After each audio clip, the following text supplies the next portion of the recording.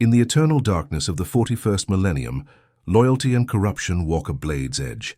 On a forgotten world where the ash storms never sleep, two brothers once born of the same gene seed now stand as mortal enemies. One wears the shining blue of the Ultramarines, a warrior molded by discipline, duty, and the Emperor's will.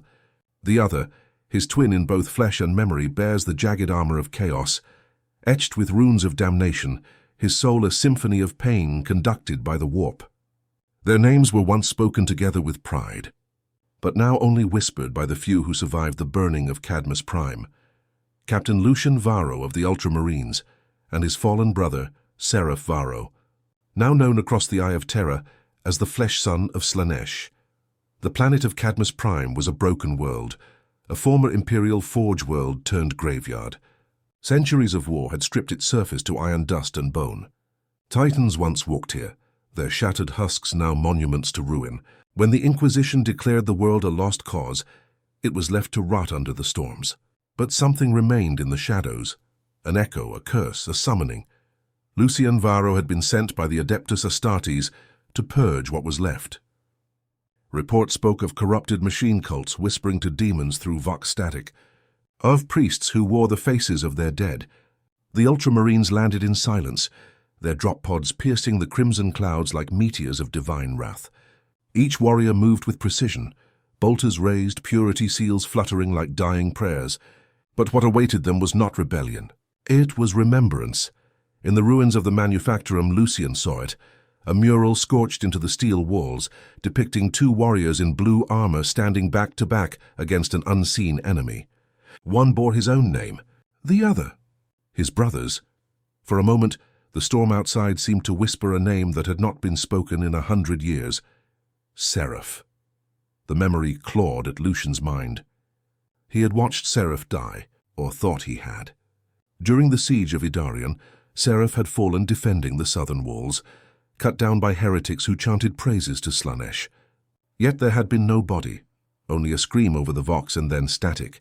For years Lucian had buried the memory under duty and discipline, but as the wind howled through Cadmus Prime he knew. His brother was here.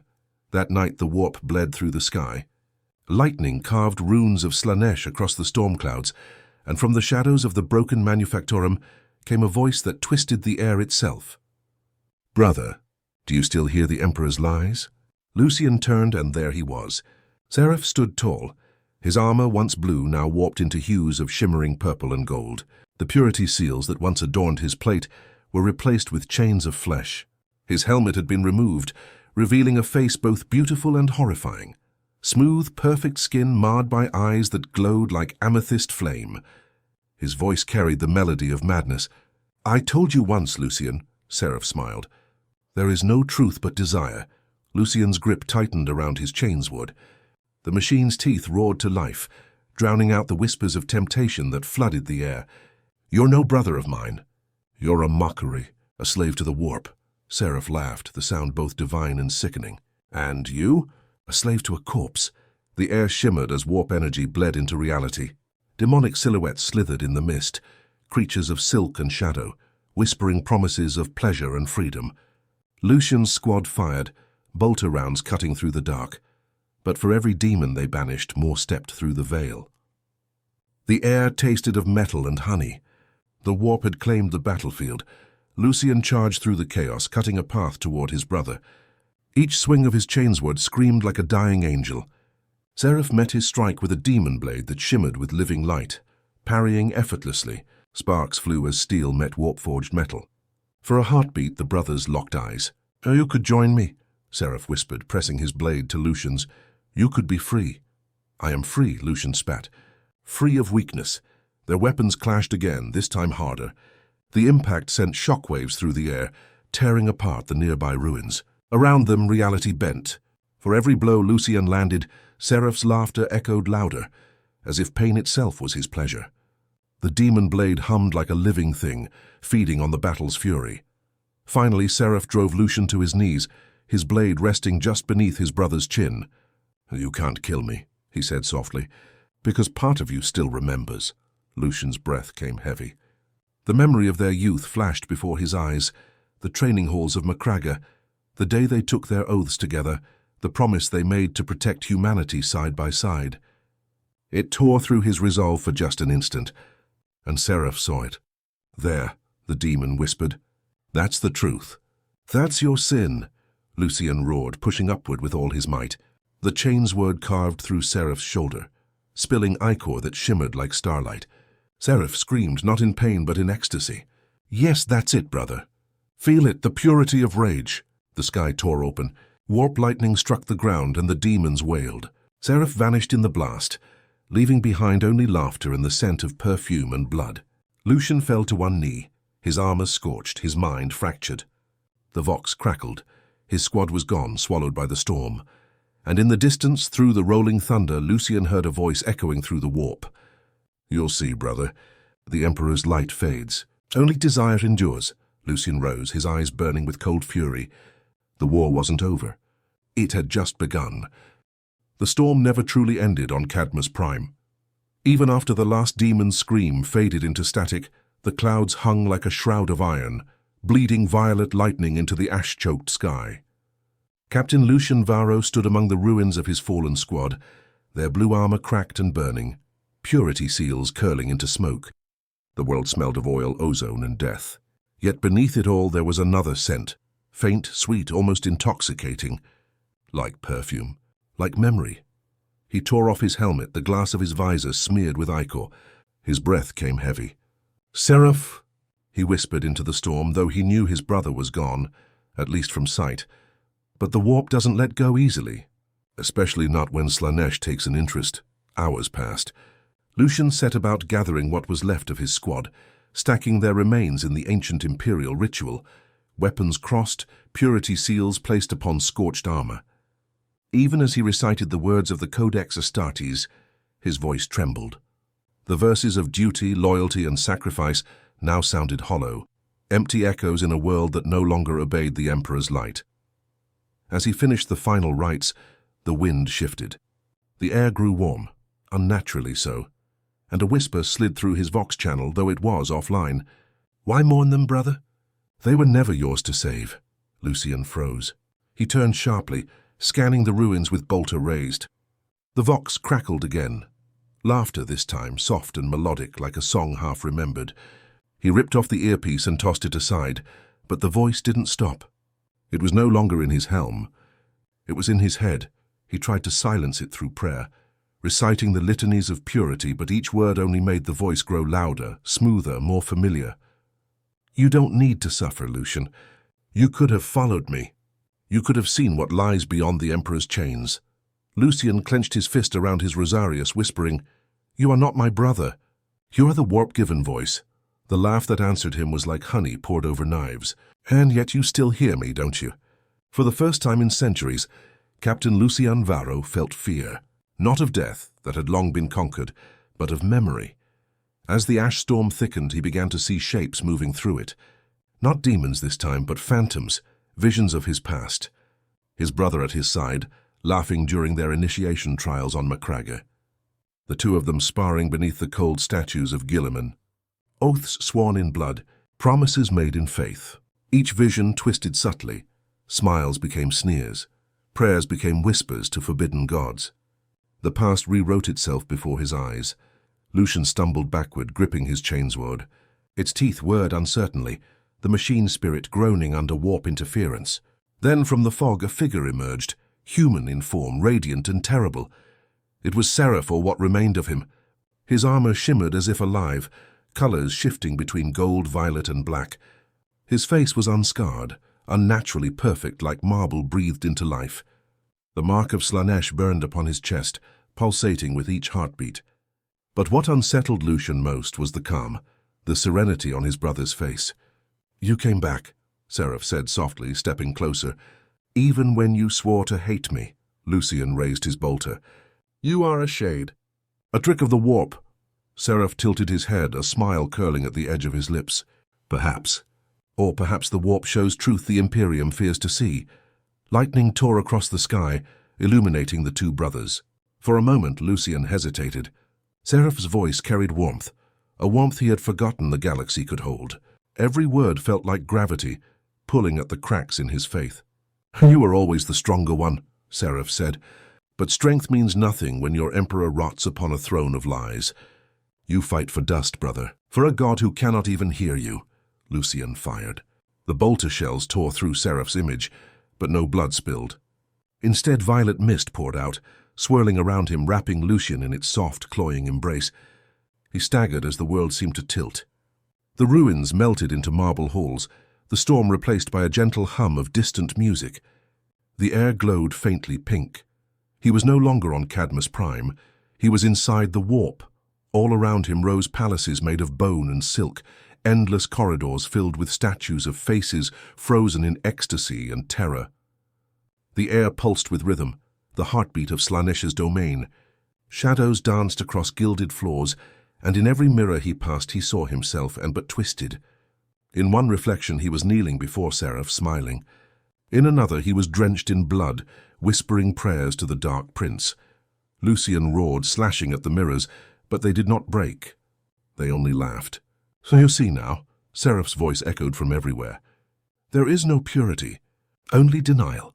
Lucian dropped to one knee, gripping his head as waves of pleasure and pain tore through his mind.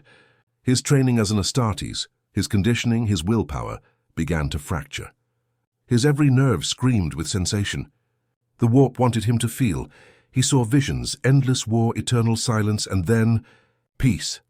A galaxy without suffering, where every soul was free of guilt, where emotion itself was worship. He saw the promise that had seduced his brother. And for a brief, cursed moment he understood, but then he remembered his squad, the men who had died trusting him to hold the line. The Emperor's light, dim though it was, flickered within him once more. He drove his chainsword into the ground, its roar cutting through the warp's song like a clarion of defiance. "I will not kneel," he bellowed, the illusion shattered. The palaces burned away. Seraph's laughter turned to a scream as the warp around them convulsed. Lucian was hurled backward into reality, crashing into the dust of Cadmus Prime once more. When he awoke, his armor was cracked and smoking, his mind raw from the experience. The rune of Slaanesh had been burned faintly into the metal of his chestplate, glowing like a wound. He could still hear Seraph's voice, distant now but whispering. "You'll come back, brother." "They all do." Lucian stood, trembling, his hand brushing the mark. He wanted to tear it off, to burn it, but his gauntlets hesitated. The whisper in his head was soft now, almost kind. "You don't have to be alone anymore." He screamed in fury, firing into the empty horizon until his bolter clicked dry. Then silence, the vox crackled, a voice from orbit. The strike cruiser Valiant Oath was calling. "Captain Varo, report. Cadmus Prime has gone dark." Lucian hesitated before answering. His eyes drifted to the burning manufactorum, where the mark of Slaanesh now shimmered faintly on every wall. He felt the corruption still pulsing beneath the surface, not gone, merely waiting. "Mission complete," he said flatly. "No survivors." As the Thunderhawk descended to retrieve him, he turned once more toward the ruins. In the distance, for just a second, he saw a figure standing amid the flames. Seraph, watching, smiling. Then the image vanished. Lucian boarded the ship in silence. None of his men dared to speak to him. The purity seals around his armor burned faintly, reacting to warp taint. He could feel the Inquisition's gaze awaiting him back on Macragge. They would see it. They would know. And yet as the engines roared and the planet faded beneath the clouds, Lucian's lips trembled with words he could not stop himself from whispering. "I will save you, brother, even if I have to follow you into hell." Somewhere deep in the warp, Slaanesh laughed, a sound that was both divine and obscene, echoing through eternity. The journey from Cadmus Prime to Macragge took 7 standard days, but for Captain Lucian Varo, time had lost its meaning. Every second aboard the strike cruiser, Valiant Oath felt heavier than ceramite. The hum of the ship's engines echoed through the corridors like a distant heartbeat, and each pulse reminded him of the mark burned into his chestplate, faint, glowing, alive. He tried to ignore it, to bury himself in ritual, but the mark pulsed with each prayer, mocking every word of devotion he uttered. He sat alone in the apothecarian, armor removed, his body scarred and stained with ash. The servitors worked around him, silent and mechanical, tending to wounds they could not understand. A medici drone passed a scanner over his chest. The rune of Slaanesh shimmered faintly beneath the skin, though it looked more like a scar than a symbol. The machine paused, its vox emitting a static shriek before powering down entirely. Lucian's gauntlet crushed it in frustration. He looked to his reflection in the polished steel wall, a warrior of the Imperium, yes, but his eyes had changed. There was a softness in them that didn't belong. He blinked, and for a heartbeat he saw his brother's smile flash in the glass. "You can't run forever, Lucian," the memory whispered. "You carry me now." Lucian slammed his fist against the wall, cracking the metal. When the valiant oath reached orbit above Macraga, the transmission was already waiting. A summons from the Ordo Hereticus, signed by Inquisitor Kestrel Varain herself. That name alone sent unease through the entire ship. The Inquisition rarely called upon Ultramarines, unless corruption was suspected. And when they did, it was seldom without execution. As Lucian stepped off the Thunderhawk, the cold blue light of Macraga's dawn washed over him. The fortress monastery of the Ultramarines loomed ahead, its towers like spears of faith piercing the heavens. Servitors chanted the litany of purity, their mechanical voices echoing through the marble courtyards. Everything was order, discipline, control. Yet Lucian felt only dread. He was escorted to the Librarius, where psychic wards hummed in the air, cold and invisible. There, among relics and sealed tomes, stood Chief Librarian Callus Drian, his psychic hood glowing faintly. Drian had fought beside Lucian in a dozen crusades. His gaze now carried both authority and sorrow. "Lucian," he said quietly, "the Inquisition demands a reading of your mind." Lucian's jaw clenched. "You think I'm corrupted?" Drian's eyes didn't waver. "They think you've been touched by something. You were the only survivor on a demon world. That alone invites suspicion." Lucian removed his gauntlet, exposing the faint rune scar on his chest. Drian's eyes widened, though he hid it behind discipline.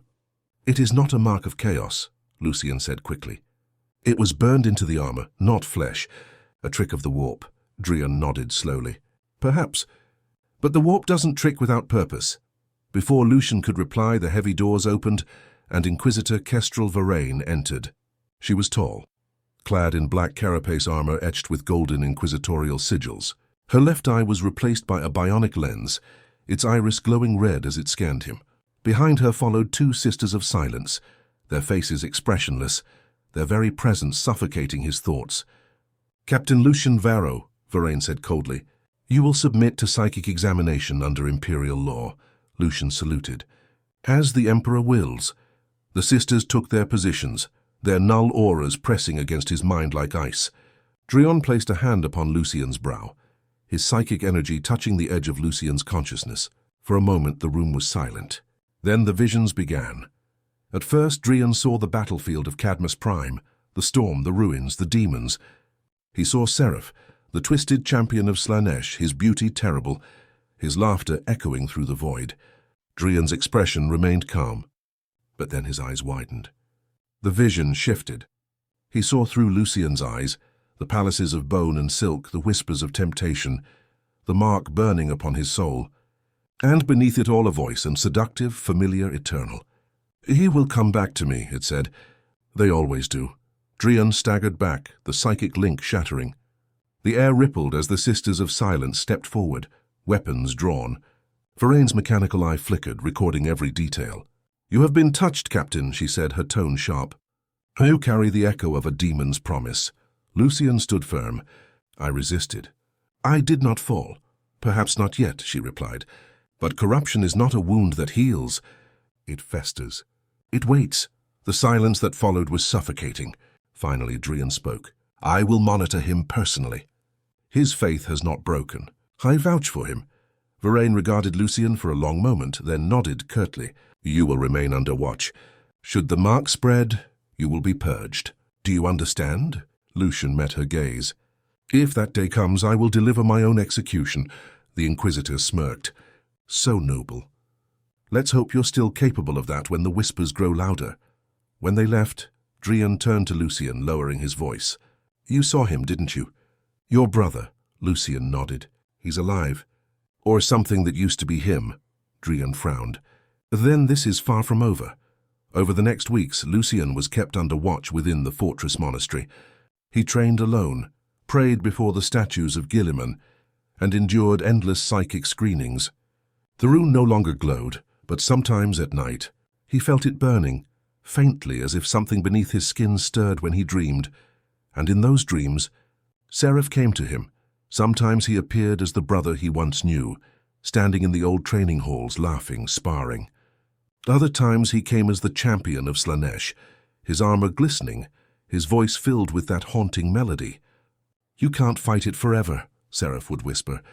"You think your Emperor's light will save you, but it was never meant for you. You were made to serve something greater."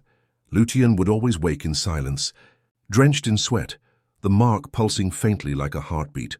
On the seventh night, he awoke not to a dream, but to a sound, a low hum resonating through the monastery halls. His vox clicked on without command. "Lucian," said a voice, not Seraph's this time, but Drian's, panicked and broken. "The librarian wards have failed. Something is inside." Lucian grabbed his bolter and sprinted through the marble corridors. Alarms blared, red lights flashing against blue stone. He reached the librarium and froze. The air shimmered like liquid glass. Sigils burned upon the walls, symbols of pleasure and pain intertwined. Librarians lay dead, their eyes glazed in blissful horror. In the center of the chamber, kneeling before a torn portal of warp light, stood Seraph. "Did you miss me, brother?" Lucian raised his weapon, but his hands trembled. "This is impossible." "You can't be here," Seraph smiled. "The warp has no walls strong enough to bar desire." He extended a hand, and the mark on Lucian's chest flared in answer. Pain exploded through his body. He fell to one knee, gasping as his armor cracked along the rune's lines. Warp light seeped through. The portal behind Seraph expanded, revealing silhouettes, demons writhing, whispering, waiting. "You feel it, don't you?" Seraph's voice was soft, seductive. The Emperor's silence, the truth calling to you. "Join me and we can end this endless war." Lucian's vision blurred. He could hear Drian's voice faintly through the vox, screaming for him to resist. The mark burned hotter, his faith buckling under the weight of temptation. For a heartbeat he saw peace, a galaxy free of pain, his brother beside him. No more death, no more duty, just freedom. Then a single phrase cut through the chaos, a voice from deep within like steel breaking through fire. "Duty is its own salvation," Lucian roared, channeling every ounce of faith left in him. He drove his combat knife into his own chest, through the mark. Warp energy exploded outward, throwing Seraph back through the portal. The gateway screamed, folding in on itself as reality reasserted its dominion. Lucian collapsed, smoke rising from his armor. The rune was gone, replaced by a scar, ugly, blackened, but inert. The librarian burned around him, and the last thing he heard before losing consciousness was Drian's voice. "You held the line, brother. By the Emperor, you held it." The air of Macraga's fortress monastery was heavy with incense and ash. For 3 weeks, Captain Lucian Varo lay within the sanctum of purification, surrounded by golden reliquaries and the chanting of robed chaplains. The wound in his chest, where he had driven the combat knife through his own mark, had sealed, but the pain had not faded. Every heartbeat felt like thunder echoing through a cracked cathedral. When he finally opened his eyes, the world felt thinner. The light of the lumen globes flickered too slowly. The shadows breathed like living things. He could still feel the faint hum of the warp, just beyond perception, whispering faintly at the edge of thought. Yet when he reached for it, there was only silence. Inquisitor Varain was there to meet him when he rose. She watched him through her bionic eye, her expression unreadable. "The librarius reports no trace of corruption," she said flatly. "And yet," she circled him slowly, "you still carry something. Not warp taint perhaps, but memory. And memory can be as dangerous as possession." Lucian met her gaze without flinching. "I did what needed to be done," Varain smirked. "Perhaps. Or perhaps you were allowed to survive because something wanted you to." Before he could answer, Chief Librarian Drian entered the chamber, his psychic hood dimly lit. "Enough, Inquisitor," he said sharply. "He has endured what few mortals could. The Emperor's light shields him still." Varain turned, cloak swirling. "Then pray it continues to do so, Librarian, because if it doesn't, I will burn him myself." When she left, Drian turned to Lucian, eyes grave. "There are reports from the eastern fringe. Daemonic incursions. led by a warband calling itself the Choir of Ecstasy. Lucian's gauntlets clenched. Seraph, Drion nodded grimly. We believe so. His presence resonates with your psychic signature. He's calling to you, Lucian, trying to draw you back into the warp song. Lucian's voice was low, a growl beneath his breath. Then I'll answer him with bolter and blade. The crusade of purity began within the week. 3 companies of Ultramarines, 2 Imperial Guard regiments, and a detachment of Sisters of Battle under Canoness. Lyra descended upon the planet Vasta's Reach, where the Choir of Ecstasy had spread like infection. The planet was once a manufactorum world, now it was a cathedral of corruption. The sky bled violet, the clouds whispering with unseen voices. Once proud spires of industry had twisted into obscene sculptures. Their steel turned to flesh and bone. As Lucian stood upon the drop platform of his Thunderhawk, he gazed at the landscape below, chaos incarnate. He could almost feel his brother down there waiting. Do you sense it too?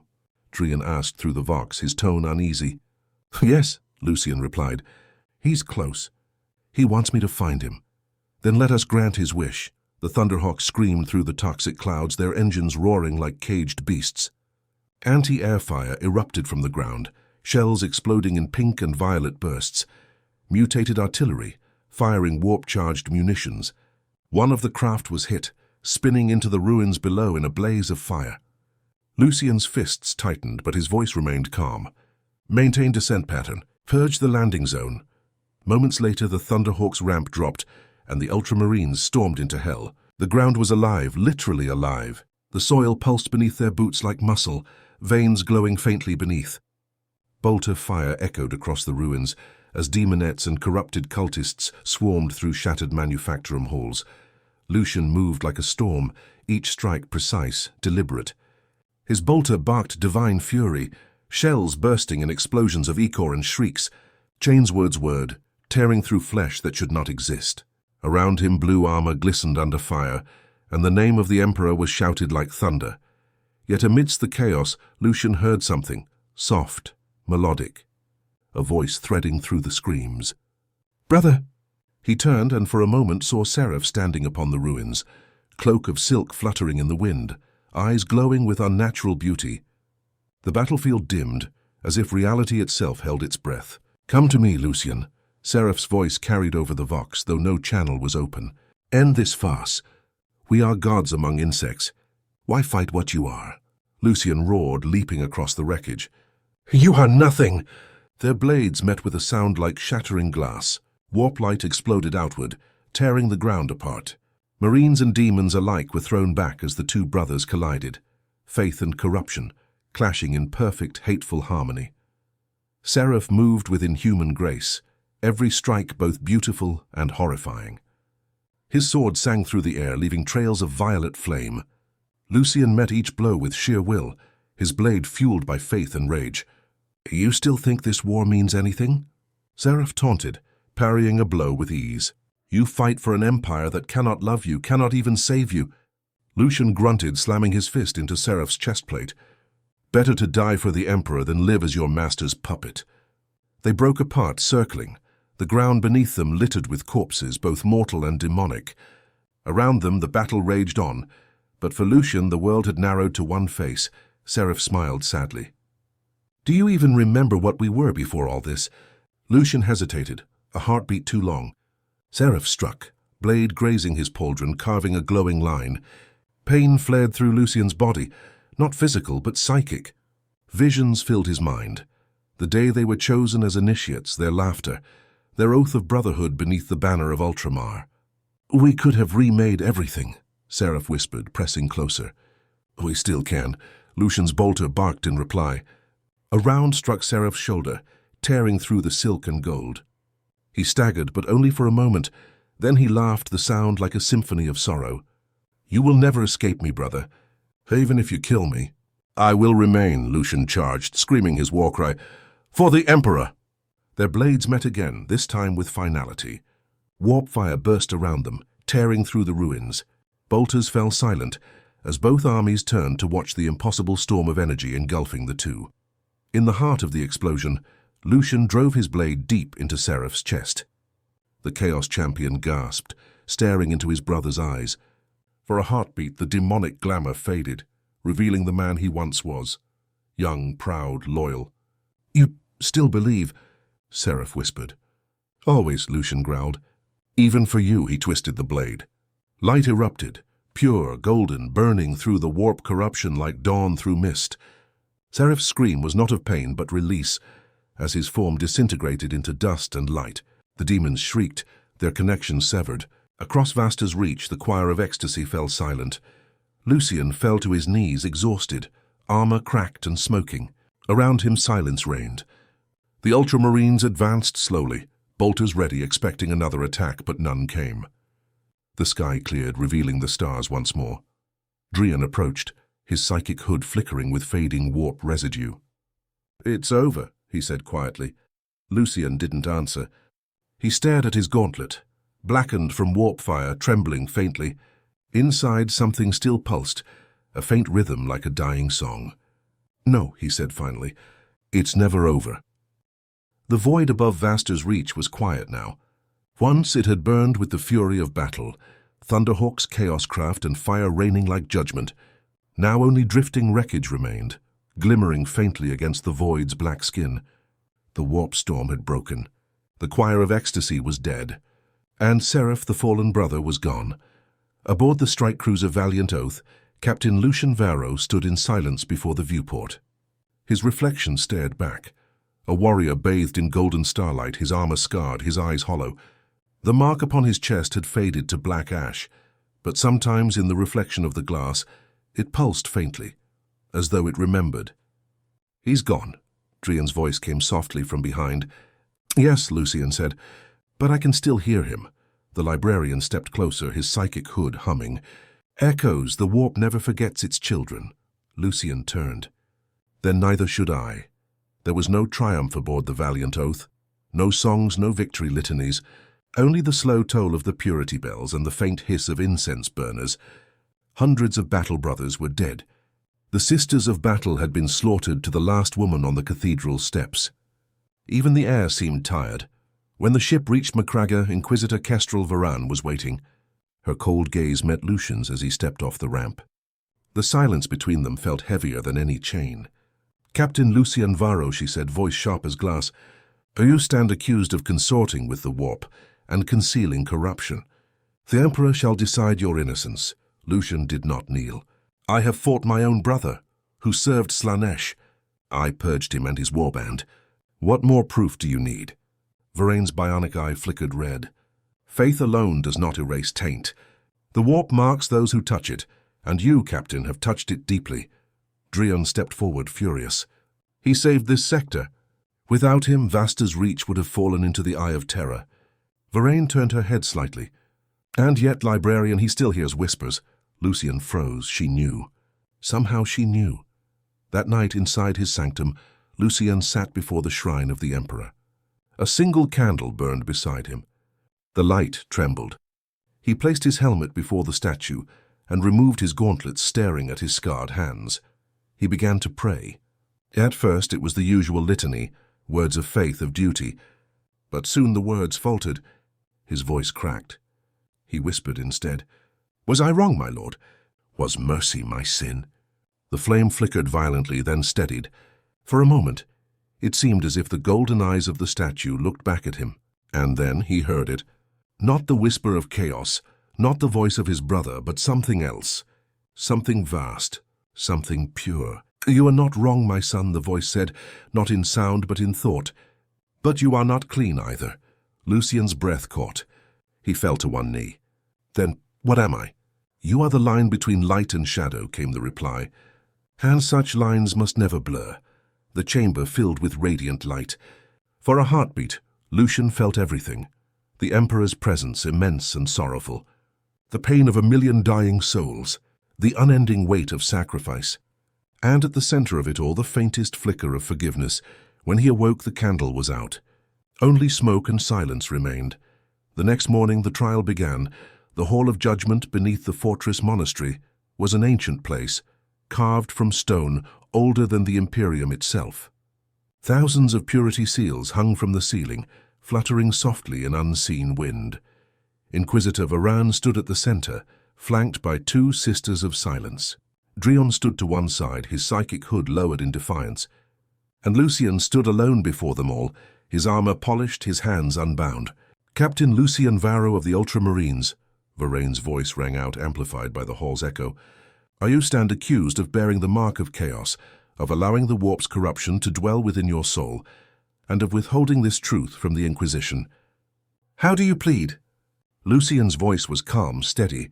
"I plead guilty to being human, to feeling doubt, to fighting a brother I loved. If that is corruption, then we are all damned."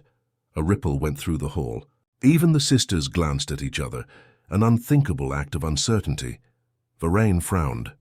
"You do not deny the mark?" Lucian looked up at the towering statues of the Primarchs above him. "The mark is gone. I carved it out with my own blade. But yes, I still carry him. My brother's memory. His voice. It is my burden. My punishment." Drion took a step forward. "That burden is faith, Inquisitor. The Emperor demands strength, not ignorance." Varane's mechanical eye whirred. "Strength can turn to arrogance, Librarian. We've seen it before." The argument swelled like a storm. A dozen voices shouted. The chaplains recited litanies. The servitors intoned the charges, but Lucian no longer heard them. His gaze had turned inward. Within his mind, the world fell away. He saw again the ruins of Vasta's Reach, the warp fires, the dying light in Seraph's eyes. He heard his brother's last words. "You still believe." And beneath it all, faint and echoing, came the Emperor's voice again. "Belief is not purity. It is endurance." Lucian opened his eyes. "Enough," he said quietly, yet the hall fell silent. "You seek to measure faith with law," he continued. "But faith cannot be weighed. You think me tainted? Then burn me. But know this. If you burn me, you burn every soul who dares to stand between light and darkness. And one day there will be no one left to hold that line." Varane stared at him for a long, unreadable moment. Then she turned to Drion. "You vouch for him still?" Drion nodded firmly. "With my life," she sighed, her expression softening just slightly. "Then so be it." She raised her hand. "Captain Lucian Varo, by order of the Holy Inquisition, you are absolved of heresy, yet bound under eternal watch. You will serve as the Emperor's sword until death claims you. Should the whispers return, you will not resist." Lucian bowed his head. "Understood." As he turned to leave, Varane called after him. "Captain, do you still hear him?" Lucian paused at the doorway. He didn't look back. "Every night. But so does the Emperor." And then he was gone. Months passed. Lucian led new crusades into the fringes of Imperial space. He fought Tyranids, Orcs, and cults of the Dark Gods. His deeds became legend once more. Yet in every battle, he fought not only the enemy before him, but the one within. Sometimes, when the battlefield grew quiet, he could almost hear his brother's voice again, faint, almost kind. "We are not so different, you and I," to which Lucian would whisper back, without hesitation, "No, but I still have hope." One night, aboard the Valiant Oath, he stood once again before the viewport, staring into the endless stars. The galaxy stretched before him, beautiful, broken, eternal. He thought of Seraph, of Drion, of the Emperor's silence, and then, as if carried by the void itself, he heard a whisper, neither chaos nor divine. Simply truth. "Even in darkness, a single flame endures." Lucian smiled faintly. "Then let it burn." The stars reflected in his eyes like tiny fires, and for the first time in years the warp was quiet. The warp storms over Oblivion's Rest had not ceased in 10,000 years. They churned above the dead planet like a living wound, bleeding violet light into the void. No astropath could scry its surface, and no Imperial fleet had returned once they crossed its orbit. Yet now, by order of the Inquisition, one ship broke through the storm. The Valiant Oath burned like a silver blade through the screaming clouds, its shields trembling beneath the weight of unreality.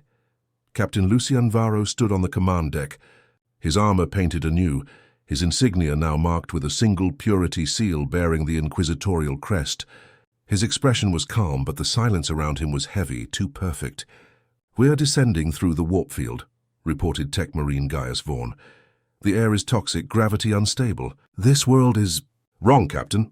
Lucian's eyes narrowed. "The Inquisition wouldn't send us here without reason." "Their reason is fear," Drion muttered, his psychic hood pulsing faintly. Something calls to them from this world. Something old. Lucian turned. You can feel it? The librarian's gaze was distant. I can hear it. The ship broke through the cloud layer and the planet below came into view. Oblivion's rest was not dead. It was screaming. Vast mountain ranges had twisted into spirals. Entire oceans boiled crimson. And cities, once imperial, now floated in the air, their spires hanging like broken teeth from the heavens.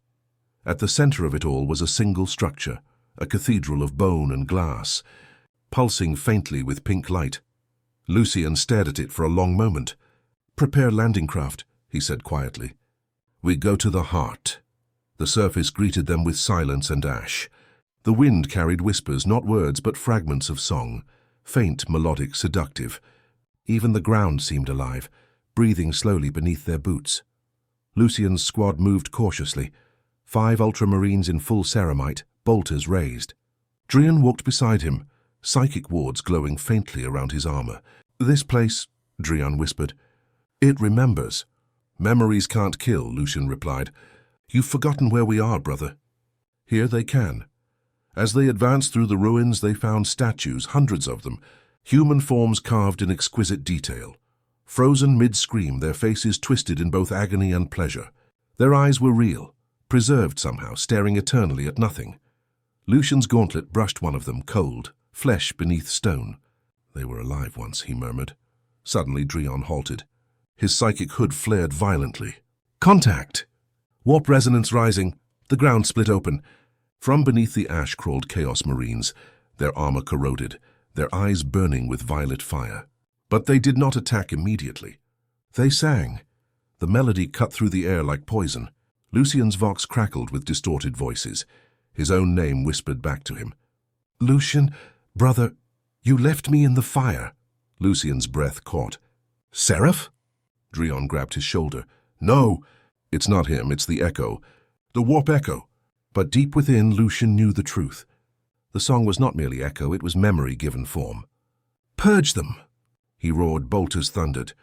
The song turned to screams. The corrupted Marines fell one by one, ichor spilling across the black soil. Yet with each corpse the ground seemed to grow darker, the air thicker. When the last one fell, silence returned, but not peace. Drian knelt beside a fallen enemy, touching the broken helm. "These are not new traitors. Their souls are old, ancient, as if time itself repeated them." Lucian's gaze turned toward the cathedral in the distance. Then perhaps what we seek is not the enemy, but the echo of what once was.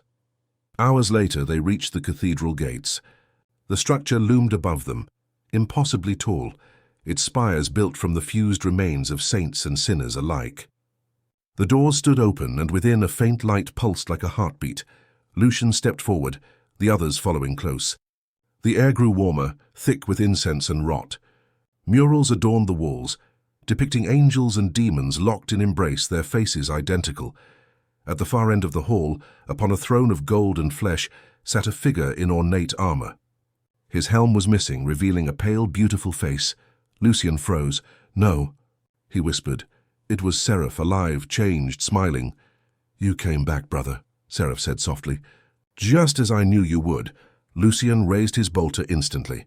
"You died." Seraph laughed, the sound melodic and terrible. "Did I? Or did you only kill what you wished to see dead?" Drian raised his hand, psychic energy crackling. "Captain, this is not your brother. It's the warp's lie."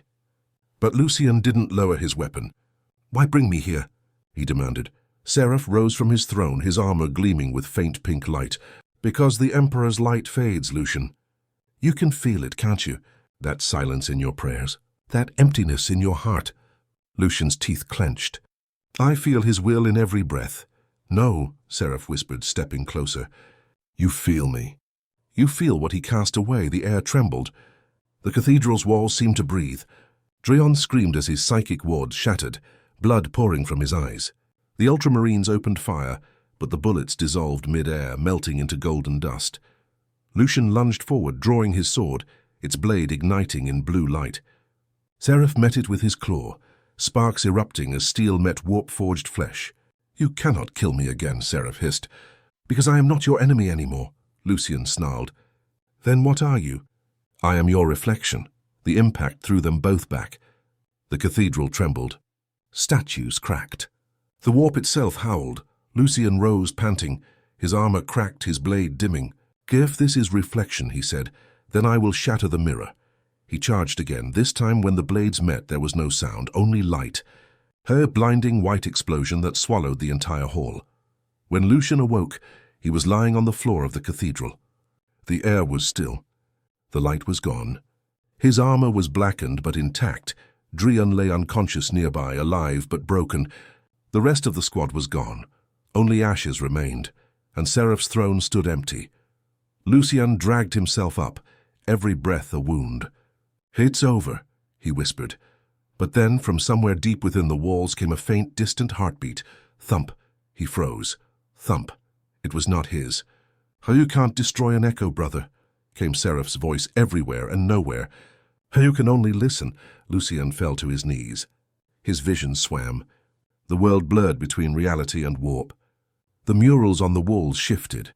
No longer angels and demons, but reflections of himself, infinite and distorted. And then he understood. The Emperor's silence. Seraph's return, the Inquisition's fear. It was all one truth. The echo was not of Seraph. It was of Lucian. He was the scar the warp refused to heal. Hours later, Drian regained consciousness and found Lucian standing outside the cathedral, staring at the burning sky. "Captain," the librarian whispered, "what did you see?" Lucian didn't answer. His eyes were distant, haunted but calm. "The truth. And what truth is that?" Lucian turned, his gaze cold and clear. "That faith and damnation are the same song, sung in different keys." The warp storm began to recede. The sky cleared. For the first time in centuries, sunlight touched Oblivion's rest. Lucian raised his helm slowly, sealing it with a hiss. We returned to the ship. "What of the echoes?" Drian asked. Lucian looked toward the cathedral one last time. "They're still singing, let them. I will outlast their song." And as they ascended into the void, the planet fell silent again, though far beneath the surface, a faint pulse continued to beat, like the rhythm of a memory that refused to die. The storm over Oblivion's rest had died weeks ago. But in Lucian Varo's mind it never stopped. Each night aboard the Valiant Oath, he would wake to the faint echo of that cathedral's heartbeat, the one buried beneath the planet's crust, the one that whispered his name. The Inquisition had declared the mission a success. Corruption purged, they had written. Faith restored. But Lucian knew better. The warp was patient, and its songs were not silenced, only waiting to be heard again. He spent his days in silence, wandering the ship's chapel, a hollow room lined with iron statues of imperial saints. Their hollow eyes watched him with quiet accusation. The candles flickered, though there was no wind. It was in that silence that Inquisitor Vane Drax found him. Vane was a thin man, his face drawn tight over augmetic implants. His robes bore the sigil of the Ordo Hereticus, stitched in blood-red thread. His voice carried no emotion when he spoke. "Captain Varo," he said, "you've been summoned to Terra." Lucian's helm rested at his side. "Terra? Why?" "Because the Emperor requires witnesses," Drax replied. "And you've seen something the others have not." Lucian's gaze hardened. "You think what I saw was divine?" "I think what you saw was possible." The journey to Terra was long and silent. Warp storms whispered across the Geller field. Even the servitors seemed uneasy, their mechanical chants stuttering into silence when Lucian passed. When the ship finally entered orbit above the cradle of mankind, Lucian stood at the viewing bay, staring down at the shining gold of the Imperial Palace. The sight filled most mortals with awe. For him, it filled a hollow he could not name. "You're thinking of him," Drax said quietly, appearing beside him. Lucian didn't turn. "I'm thinking of how much has been built around a corpse," Drax smirked. "Careful, Captain." Words like that can damn even the faithful. "Then perhaps damnation is the only truth left," Lucian murmured. Drax said nothing more. When they arrived at the palace of the Ecclesiarch, Lucian was stripped of his weapons and guided through endless corridors of gold and bone. The air was thick with incense and prayer. Tens of thousands of voices chanted in unison, the sound so vast it was like thunder. He was led into a chamber lined with stained glass depicting the Emperor's victories. At the center sat an ancient man upon a throne of steel. His eyes were blind, but his aura radiated power, a psychic presence that brushed against Lucian's very soul. "Captain Lucian Varo," the old man said. "I am Cardinal Helvar, voice of the throne." Lucian bowed his head. "Your Eminence, we have read your report. You speak of a presence, a voice. You claim it called your name?" Lucian hesitated. "It wasn't the warp alone. It was something within it, familiar, deliberate. You believe it was your brother?" "No," Lucian said quietly. "I believe it was what's left of me." Helvar leaned forward, his metal eyes narrowing. "Do you know how many say such things before they fall to heresy?" Lucian didn't flinch. If truth leads to heresy, then perhaps the Imperium is built on lies. The guards raised their weapons instantly, but Helvar lifted a hand. "No, let him speak." "Tell me, Captain," Helvar said softly. "What do you believe you saw on Oblivion's Rest?" Lucian's voice was steady. "I saw the boundary between light and darkness fade. I saw that faith and temptation share the same heartbeat." Helvar's silence was heavy. Finally, he whispered, "Then you are cursed with sight, Captain. And I pity you."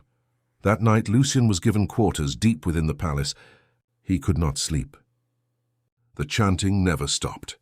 Every corridor hummed with distant prayer. Yet beneath those prayers, something darker pulsed, a rhythm slow and steady. Thump. He froze. It was the same sound, the cathedral heartbeat. He followed it through the empty halls, his boots echoing softly against marble. The light dimmed with each step. The walls shifted from gold to iron, from purity to decay. The scent of incense faded into the sickly sweetness of rot. He descended a staircase that should not have existed. At its end was a vast dark chamber. In its center stood a mirror, tall, black, framed in living flesh, and within its surface he saw himself, but not as he was. The reflection's armor shimmered with violet and gold. Its eyes glowed faintly. "I told you we would meet again," said the reflection, Seraph's voice clear as ever. Lucian stepped closer. "You're dead. You said that before. Yet here I am. You're a lie of the warp. And you?" The reflection smiled. "What are you, brother? You carry its mark. You hear its song. You fight its war. Do you think the Emperor's silence means victory?" Lucian's fists tightened. "You want me to doubt. I will not." "Then look," Seraph whispered. The mirror rippled. The reflection shifted. And now Lucian saw visions, entire worlds burning in the Emperor's name, millions dying in the cold of the void, praying to a god who would never answer. He saw inquisitors burning loyal men for whispers of corruption, chaplains preaching devotion while feeding their own pride. "This is your Imperium," Seraph said, "a machine that devours itself." "We endure," Lucian growled. "You obey." The reflection extended a hand. "Join me, Lucian. Walk the path of the Pilgrim of Shadows. You can see the truth, but still live within the light. You can be the bridge between faith and freedom." Lucian stepped forward, trembling. His hand hovered over the mirror's surface. For a heartbeat, he saw both futures, one where he returned to the Imperium, a hero hollowed by guilt, and one where he embraced the warp, a god among the lost. And then behind him a voice spoke, not Seraph's, but one that cut through all. "Stand down, Captain." Lucian turned. Inquisitor Drax stood in the doorway, plasma pistol raised. His eyes glowed faintly, not with light but with warp fire. "What is this place?" Lucian asked, stepping back. Drax smiled thinly. "A test, Captain. The same one every loyal son faces. You've done well. You found the mirror. You knew this was here." "Of course," Drax said. "We built it." Lucian's blood ran cold. "You built this?" "The Imperium was forged in the shadow of chaos," Drax said, walking closer. "Faith means nothing without temptation. The mirror reminds us who we truly serve." Lucian's hand went to his sidearm. "Do you serve the warp?" "No, Captain," Drax said softly. "We serve balance." He raised his pistol. "And you, I fear, are too far gone to remain in it." Lucian moved faster. His blade ignited in blue fire, cleaving through the pistol before Drax could fire. Sparks filled the air. Drax staggered back, drawing a hidden knife that shimmered with warp energy. "You've seen too much," he hissed. "The Ecclesiarchy cannot afford truth." The two men clashed. The chamber erupted in psychic light. Drax's blade struck against Lucian's armor, searing through purity seals. Lucian countered with a strike that tore through Drax's chest. The Inquisitor fell to his knees, laughing blood. You think you've won, Astartes? He gasped. Look around. You've already crossed the line. Lucian turned. The mirror now showed his reflection not as Slaanesh's pawn, but as something else, something vast, burning, divine and damned all at once. A voice whispered in his mind, not Seraph's, not Drax's, but one deeper still. You are the Pilgrim now. Carry the shadow within the light. The mirror cracked. Light poured from it, engulfing the room. Lucian raised his arm to shield himself, and when the brilliance faded, both the mirror and Drax were gone. He stood alone. But in his chest, where his heart should have been silent, he heard it. Thump. He looked down. A faint violet glow pulsed beneath his armor. He fell to one knee, gasping. No. Emperor, forgive me. But there was no answer. Only silence, and far across the stars, somewhere deep in the warp, Seraph smiled. The valiant oath drifted through the void, silent as a tomb. Its crew were gone, its engines dead, its lights flickering like dying stars. Only one chamber still pulsed with life, the sanctum where Captain Lucian Varo knelt motionless, as the warp whispered to him. It had been weeks since the confrontation beneath Terra, since the mirror, the Inquisitor, and the revelation that shattered his faith. He remembered the light, the voice, and the moment his heart began to beat not for the Emperor, nor for chaos, but for something else entirely. He could still hear it, that faint thump, echoing within his chest like a war drum. Lucian sat in the dim light of the shrine. The candles before him burned with a strange hue, neither holy gold nor demonic purple, but something between, something that seemed alive. You've crossed the threshold, a voice whispered in the dark. Lucian didn't look up. Are you again? Seraph's laughter echoed softly like the sound of breaking glass. Did you think I'd abandon you now? You've done what I never could. You've become the bridge. Between what? Lucian asked coldly. Between truth and faith, Seraph said. Between purity and desire. Between the corpse on his throne and the gods in the warp. You are what they all fear, a man who chooses. Lucian rose slowly, his armor groaning. I chose duty. Then why do you still hear me? Seraph whispered. Lucian's hands trembled. His reflection in the shrine's brass wall no longer showed an ultramarine. The blue armor had grown darker, streaked with violet veins that pulsed faintly with every heartbeat. The purity seals fluttered, their inked prayers warping into unreadable runes. The line between holy and heretical had vanished. When the distress beacon of the valiant oath reached Imperial channels, the Adeptus Mechanicus dispatched a recovery fleet. The ship was declared unresponsive. Tech priests aboard the Litany of Iron entered its broken hull, and what they found was not silence but song. A deep, rhythmic hum filled the corridors, vibrating through the metal like a heartbeat. The air shimmered with faint pink light. Symbols had been carved into the walls, circles within circles, overlapping runes that no one recognized. At the center of the ship, in the shrine chamber, they found him. Lucian stood before the altar, his eyes closed, his armor alive with shifting light. His helmet lay at his feet, his face pale and calm. Identify yourself, one of the tech priests demanded. Lucian opened his eyes. I am the Pilgrim. The tech priests froze. None spoke that name, yet every one of them felt its meaning. This vessel is under quarantine, another said. By order of Mars, you are to surrender. Lucian smiled faintly. I surrender nothing. I am not your enemy. Nor am I your ally. I am what your prayers create and your fears sustain. And before they could respond, the lights dimmed, and the warp screamed. The Litany of Iron registered the valiant oath's destruction 20 minutes later. A pulse of psychic energy tore through the fleet, disabling half their systems. What few survivors were recovered spoke of a halo of light surrounding the ultramarine, of a voice that commanded them to kneel, and of a sensation that was neither terror nor joy, but both. They called it the Pilgrim's benediction. Within a week, whispers began spreading through the Imperium. Rumors of a space marine wandering the war zones of the Segmentum Obscurus, a warrior who bore no chapter colors, who spoke no name, who healed the dying and destroyed the corrupt with equal mercy. Some said he was a saint reborn. Others said he was a demon prince hiding in flesh. But all agreed on one thing: wherever he walked, the veil between reality and the warp thinned. On the ravaged world of Khalisar-9, where the Astra Militarum fought the heretics of the cult of the ecstatic thorn, The Pilgrim appeared for the first time. The battlefield was a nightmare. Trenches filled with mud and blood. Tanks burning under skies of violet lightning. Both Imperial and Chaos banners lay torn, their soldiers too broken to fight. Amid the chaos, Lucian walked through the smoke. His armor was blackened, the ultramarine sigil erased. His weapon glowed faintly with that same shifting light, neither holy nor profane. A guardsman raised his rifle. "Identify yourself." Lucian didn't stop. "Lay down your arms. You're with them," the soldier spat. "You're one of the corrupted." Lucian turned his gaze toward the man, and for a moment the soldier saw something impossible.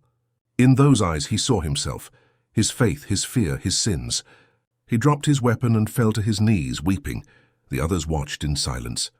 Then the Chaos cultists emerged from the smoke, screaming praises to Slaanesh, and Lucian moved. He was faster than mortal sight. His blade tore through them like shadow. Each strike was precise, not fueled by rage but by purpose. When it was over, both sides stared at him, neither daring to speak. Lucian looked skyward, the rain hissing against his armor. "There is no purity," he said quietly. "Only choice, only will." He turned, leaving the stunned soldiers behind. By dawn, the cult was gone, and the guardsmen prayed to a new name, the Pilgrim of Shadows. Word spread like wildfire.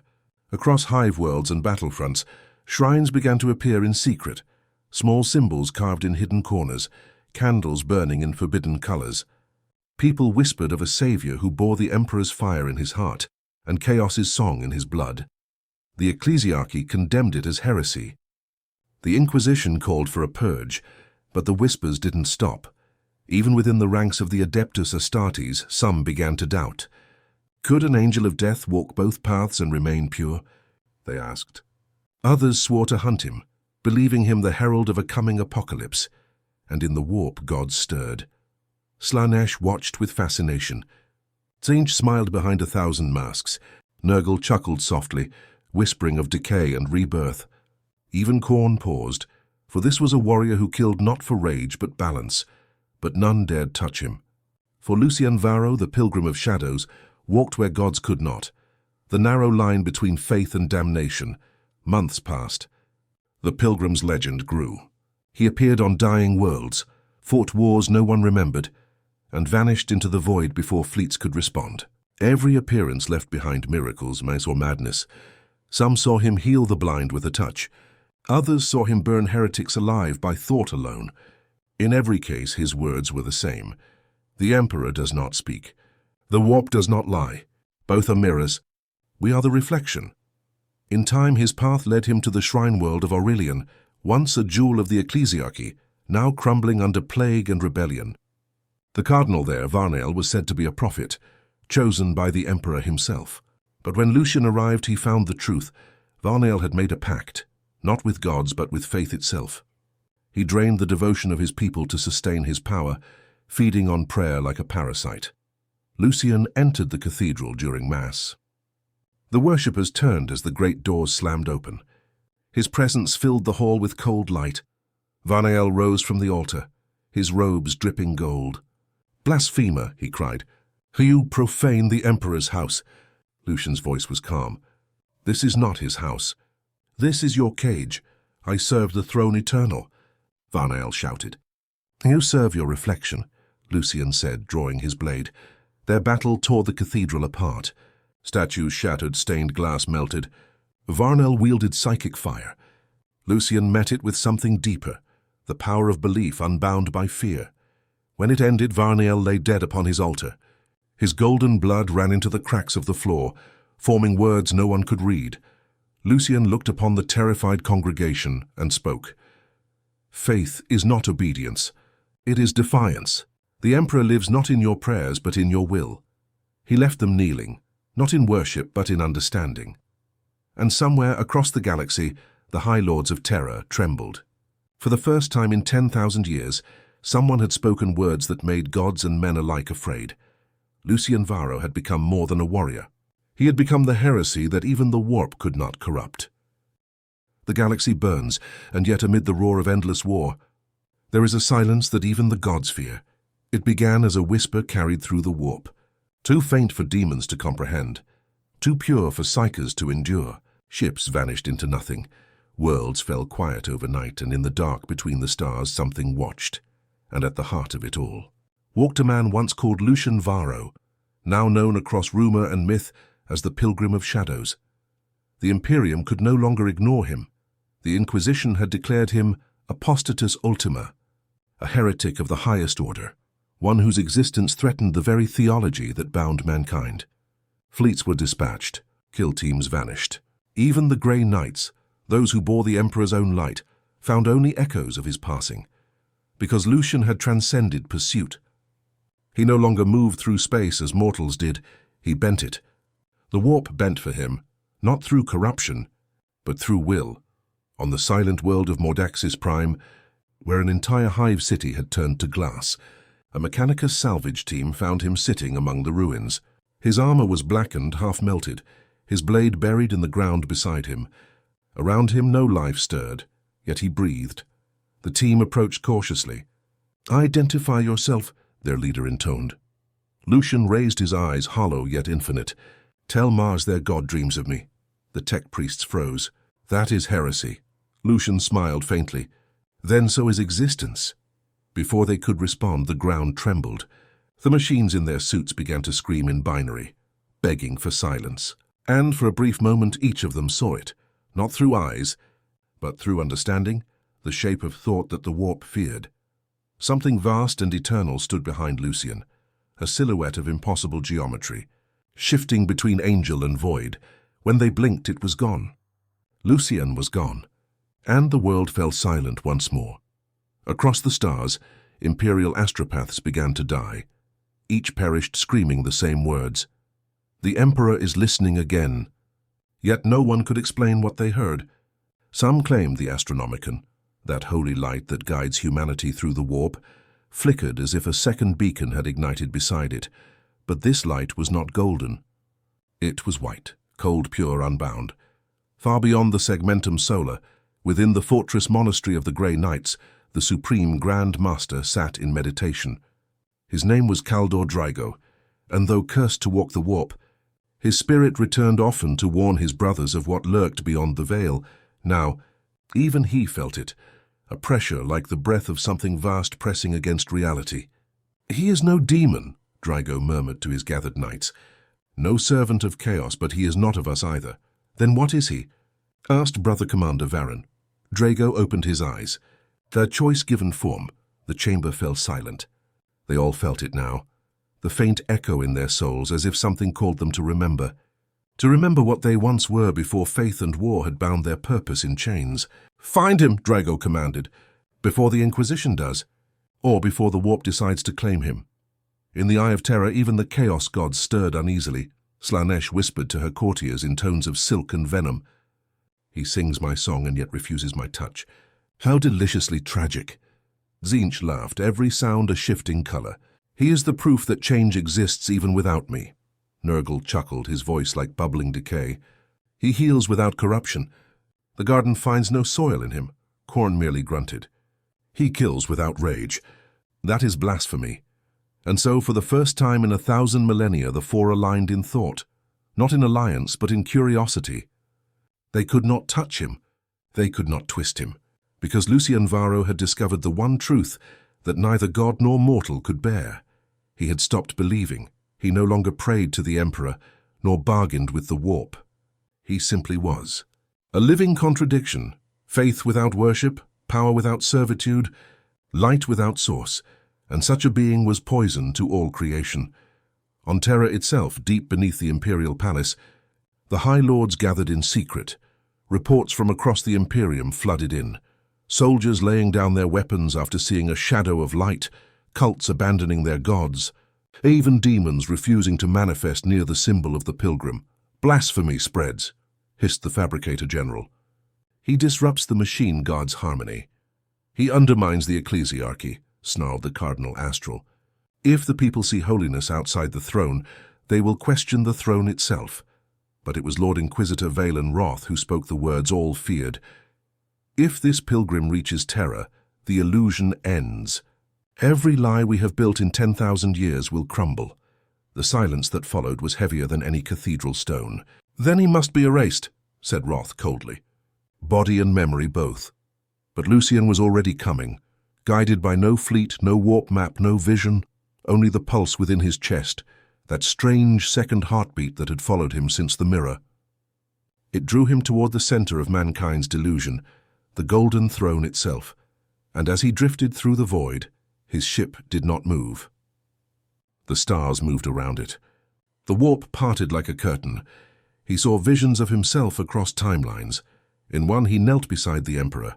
In another he burned as a demon prince. In a third he vanished into light. But through them all one truth remained constant. He always walked alone. When he reached Terra's orbit, the defense grid activated instantly. 1,000 orbital batteries locked onto his vessel. "Unidentified craft, you are approaching forbidden space," a voice thundered. "State your allegiance," Lucian answered simply, "to humanity. Specify chapter or allegiance." "Neither," he said. "I am what your faith forgot." For a moment the void fell silent. Then the first salvo fired. The valiant oath, rebuilt, reforged, and alive with warp scars, took the barrage head-on. Light consumed it. But when the smoke cleared, the ship was gone. Not destroyed, not scattered, just not there. The orbital stations began to fail. Systems flickered. Servitors convulsed. The Astronomican itself dimmed. Lucian had already stepped onto Terra. He walked through the Palace of the Eternity Gate, where millions of pilgrims lay prostrate before statues of gold and lies. The custodes saw him first. They raised their guardian spears, weapons that had ended demigods, but none moved. For when they looked upon him, they saw something they could not strike, a reflection of what they once were, warriors of will, not worship. Lucian passed them silently, his footsteps echoing like the toll of judgment.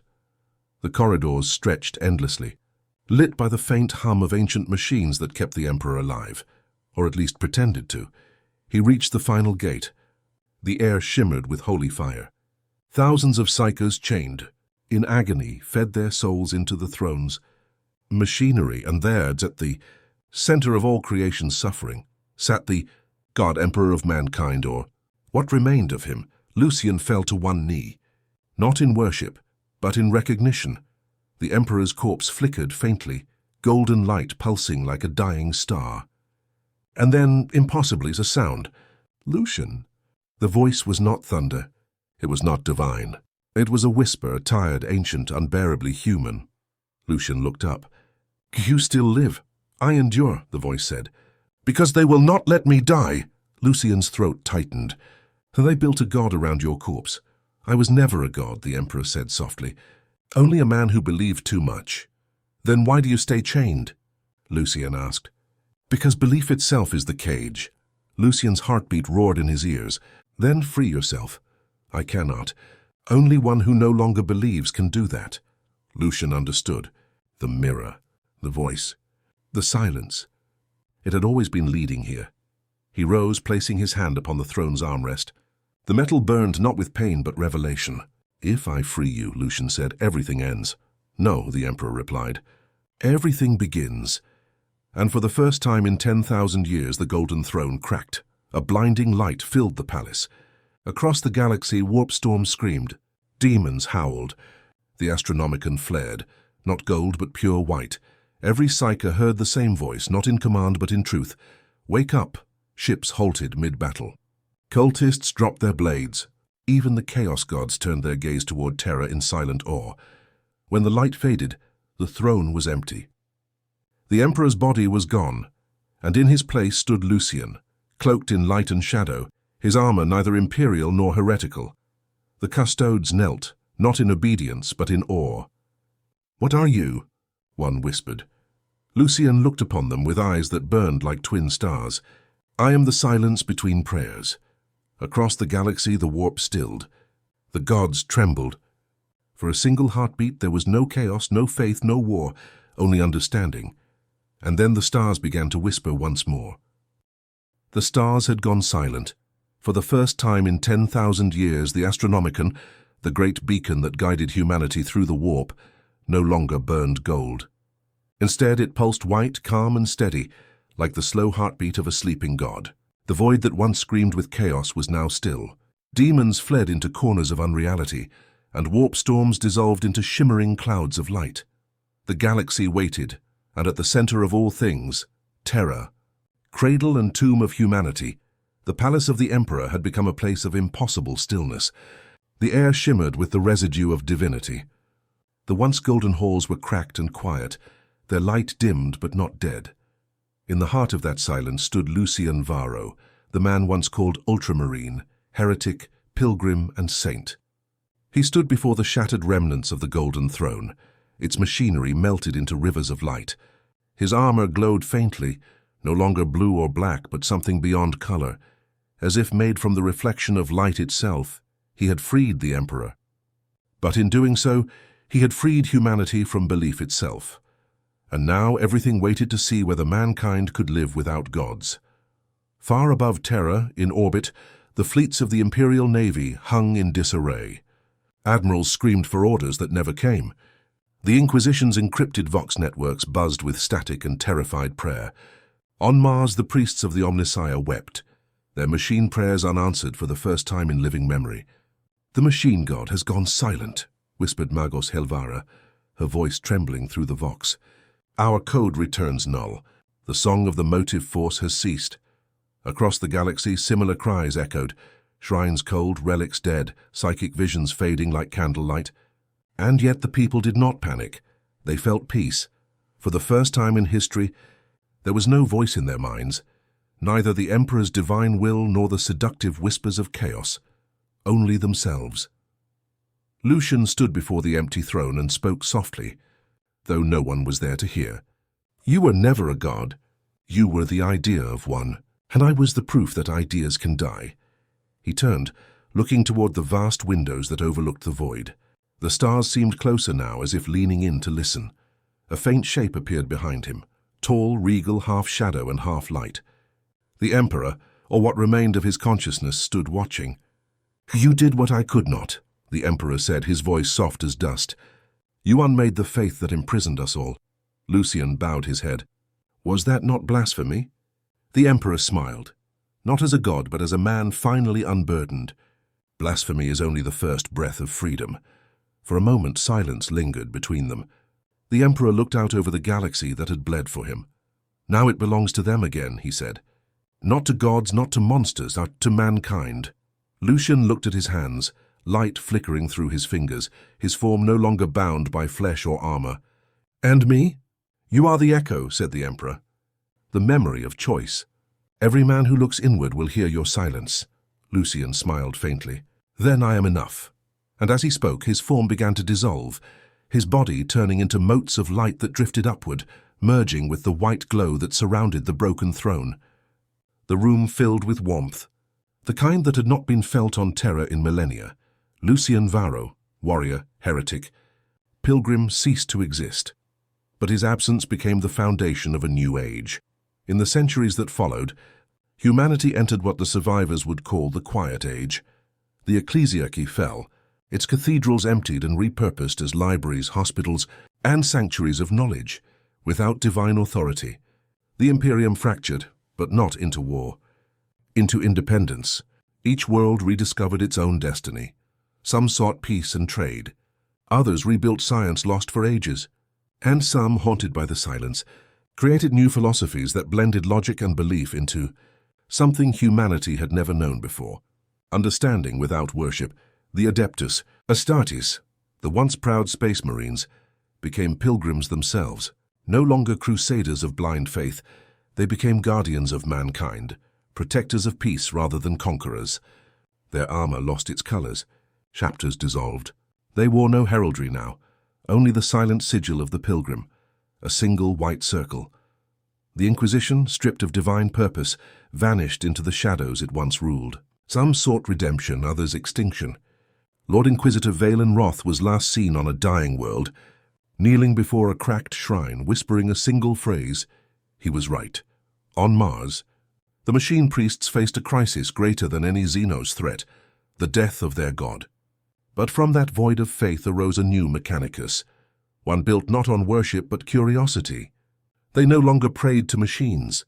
They spoke to them. And for the first time the machines answered. The Omnissiah had never been divine. It had been humanity's own voice waiting to be heard. Yet not all were at peace. Deep in the eye of terror, the Chaos Gods watched the changing galaxy with fury and fear. Slaanesh whispered from her throne of mirrors. He unmade pleasure and pain alike. He turned beauty into truth. Tzeentch's laughter faltered. Without belief there is no destiny. No manipulation. Only choice, Nurgle sighed heavily. Without despair my garden withers. And Khorne roared in rage, smashing 1,000 skulls to dust. Without war I starve. But even as they raged, they felt it, the fading of their own being. Their realms began to crumble at the edges, colors bleeding into grey. Because chaos was born from humanity's emotion. And humanity had learned silence. The gods screamed as they withered. One by one their thrones dimmed. And then, for the first time since the dawn of the warp, there was peace. 10,000 years later, historians would write of the Pilgrim's era. They would say that Lucian Varo was a myth, a metaphor for humanity's evolution, a story meant to explain the inexplicable. But there were still those who remembered. On distant worlds, old soldiers told tales of a man who walked between light and shadow. In the ruins of the old imperial palace, children sometimes claimed to see a figure standing in the dawn light, watching over them silently before fading into air, and on a single stone, placed where the golden throne once stood, words were carved, not by hand, but by light itself. When faith becomes silence, mankind will hear itself. One day in the far reaches of the galaxy, a new civilization looked up at the stars. They did not see gods. They saw possibilities, and among them walked a single figure, cloaked in white, face hidden, eyes glowing faintly. No one knew his name, but they said that wherever he went, the air felt alive, and war never followed. When asked who he was, he only smiled and said, "A reminder," and then he vanished into the stars. The universe had entered its final truth, not the end of mankind, but the beginning of what lay beyond belief. No longer slaves to gods or machines, no longer bound by the chains of destiny, humanity finally became what it was always meant to be, its own salvation. And in the silence between galaxies, the faintest heartbeat echoed, steady, eternal, alive.